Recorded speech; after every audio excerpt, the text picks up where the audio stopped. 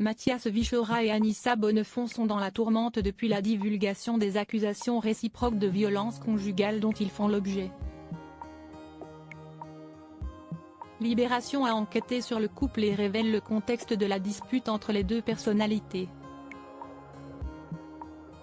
Que s'est-il passé exactement entre Mathias Vichora, 45 ans, directeur de Sciences Po après le scandale Olivier Duhamel, et Anissa Bonnefond, 39 ans, réalisatrice de films et documentaires, qui s'accusent mutuellement de violence. Libération fait le récit de l'altercation dans son édition du 6 décembre 2023. Haut fonctionnaire et père de 2 enfants, dont un avec son ex-mari Drucker, Mathias Vichora a pris la tête de la célèbre école après l'affaire Olivier Duhamel, accusé d'inceste, qui a entraîné la démission en 2021 de Frédéric Mion.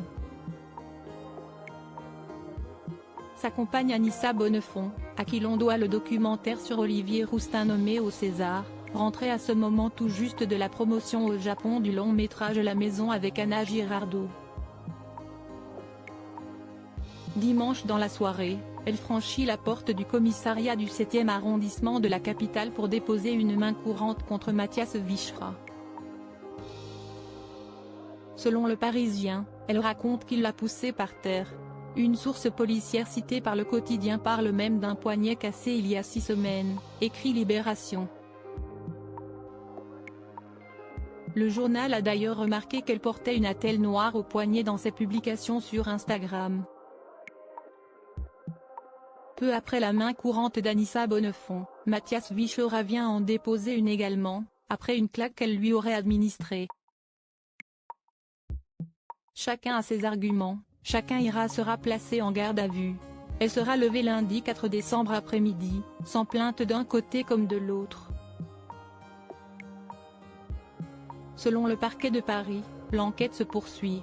Celle de Libération fait état, selon une source de son entourage proche, d'une séparation difficile. Elle m'a dit il y a 15 jours qu'elle allait le quitter.